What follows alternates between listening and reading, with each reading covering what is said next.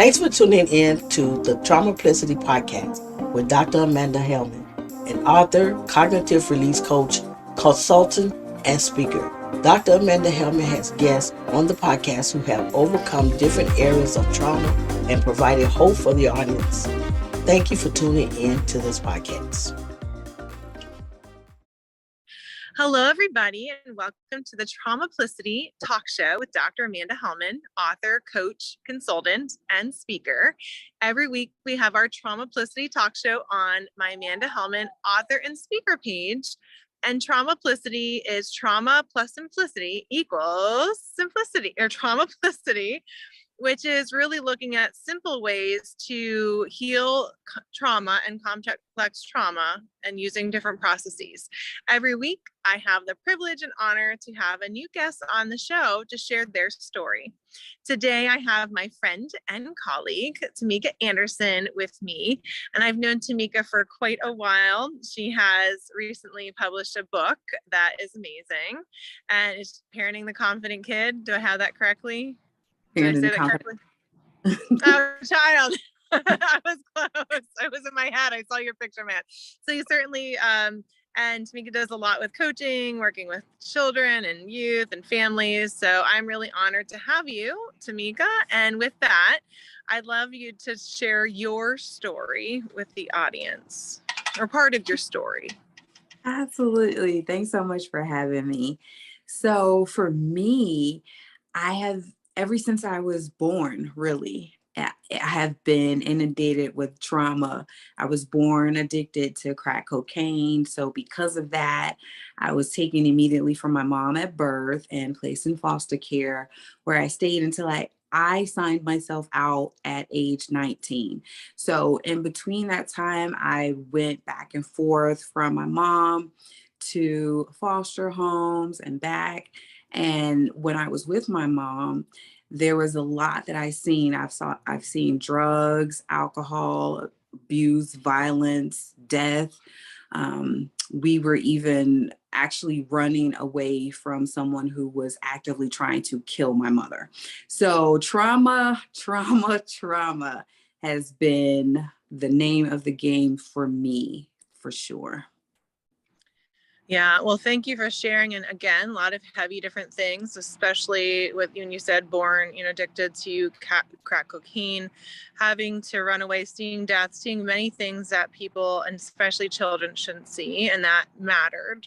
And knowing you, just spending time healing and really having to go deep because of that. And so thank you again. And that is, I know, covered in your book, as well as practical steps to support people who are going through that. So when you're looking at that, you've had different journeys, different seasons, what would you say are 3 or 5, right? Thinking that simple steps to a more complex process that people can use? Yeah, well, I mean, I can't really say any step without saying therapy. I think that had it not been for trauma therapy, I don't know if I would be where I am today, right? So first and foremost, find a trauma therapist, like for sure, because your family, friends, relatives, colleagues, they're not therapists. And just dumping your stuff on people is not therapy, right? There's guided practice that they use. They have actual methods that they take you through so that you can go through it safely. And so that's always going to be my first go-to. Please go to therapy. But besides that, right, you do have to do the work yourself. So for me, one of the greatest things that I could have ever done was find out my top 2 love languages. Right? So the reason why finding out my top 2 love languages were so important is because it helped me to learn how to, first of all, identify the ways that I need to be loved and identify ways to show myself love. So for example, my top 2 love languages are quality time and gifts. So what I do is I spend alone time. That is like the best thing in the world to me, is like spending time alone. I'll usually have my Bible. Sometimes I'll just just sit in nature and just be quiet. Other times I'll pray. Sometimes I might cry, but just spending time by myself is like really good for me because it helps me to show myself love, right? In that way. And then buying myself gifts, you know. So doing stuff like that, that is another way that I would say, love languages, right? So have you done anything with love languages? I love the love. I love the love languages as well. And it's interesting because my top one is like yours. It's the quality time. And I like acts of service. And it's hard for me because the gifts one isn't as much mine, but other people it was. So I learned it. And I had to learn that for some people, it's not, they love to get thoughtful gifts for people. Not that I don't like to be thoughtful. It's just not in that way that I always do that. But I came to understand that, right? Or people enjoy those gifts. That's something important to them. And there are times where I enjoy that. So I really had to learn that all of them are amazing, right? Depending on what we all need.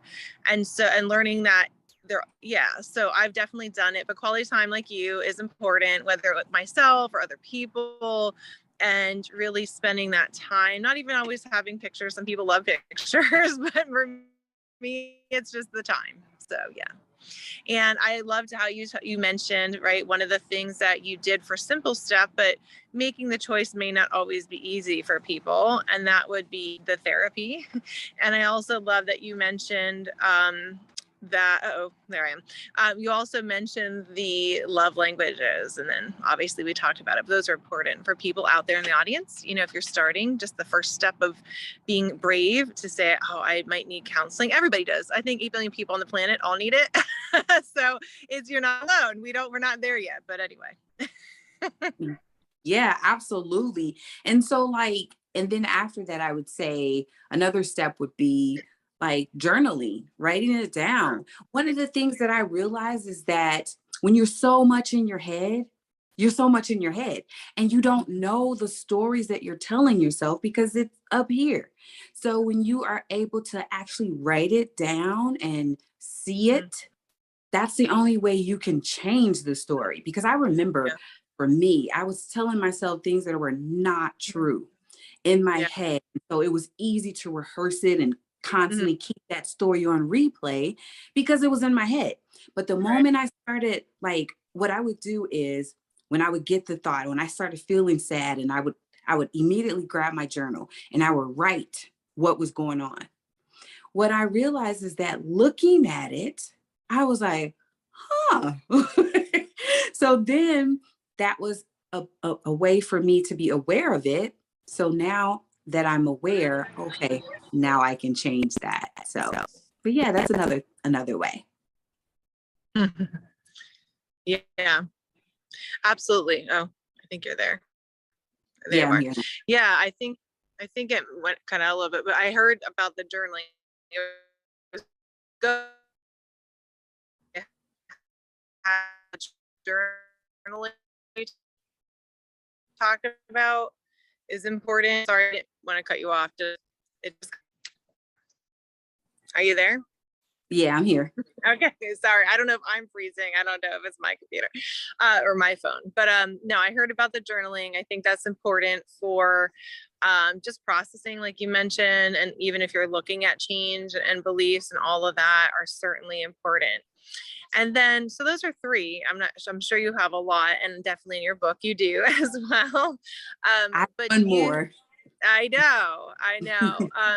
So I'm thinking, do you want to share more? Or do you want to share encouragement for people out there that are maybe on the beginning of their journey or in the middle of it?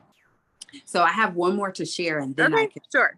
Okay, perfect. So the final one that I would say that are simple steps that most people don't think about is do what I like to call a friend inventory, where you're looking at your friend circle and you're inventorying them. And you're simply just writing down the name of your friend. And besides the name of your friend, you're going to write one of two words. You're going to either say energize or empty, right? Mm-hmm. And that means when you think about this particular person and when you're in their presence, do you feel energized or do you feel empty? Right? And so after you've done that, the people that you notice that you feel empty around, try to spend a little less time with them until you can kind of like phase it out. If you can't just go cold turkey, like I understand, I get it. But, just think about it. Every time you're around this person, they're kind of emptying you. And so that contributes to those feelings and thoughts and loops and trauma, stuck cycles. So, yeah. I like that. And that's a good way. And it could be a twofold, right? Because sometimes in my lifetime, and I know we've talked about this, sometimes it is the other person, right? That might be draining us, or it might be too close to there's many complexities, but sometimes we're too close to what we've been through, or they may not be in a healthy area while we're processing and wanting to grow. And then sometimes we may be in a different place, right? Where eventually you might connect with that person again. You don't know. It just depends on each person if they're evolving, right? Each person and their healing journey, if they want to keep going deeper. But I love the idea of having, Tameka, of having that list and saying, are they energizing to me overall, right? We're not going to be perfect, but are they energizing? Do we have give and take, or is it always take or always give? And that's unhealthy. And so it's a good way to, I like that because it's a good way to assess myself, right? Assess the friendship, assess what's going on. And as you said, maybe fading it out, or it might be for a time, or perhaps it was just a friend for a season. And sometimes we may not know. We may think it is just a season or a long term and things happen, but that's a great strategy. So some of you out there, it is good to always look at your friends who are our friends, right? Is it give and take? And sometimes in our lives, depending what you're going through, it might be a little different, but then you want to have balance, right? Sometimes we have really hard things like loss or death where we can't be in the same place, but then does our friend reciprocate? So those are great reflections, Tameka. I always appreciate your practicality, my big word for tonight. And so on that, thinking of people who may be in the journey or they're taking that brave step, what is a word of encouragement, a phrase of encouragement you would give them? So I would say, it's hard and that's okay, right? It's not going to be easy. That's okay too. Some days you are going to not feel good. That's okay. Honor your feelings, honor how you feel. As a matter of fact, I guess this would probably be another practical step, but it's something that I've practiced doing. When you're feeling good, write yourself like a little love letter, like write some nice things that you like about yourself or whatever. And then put it in a place where you can easily get to it.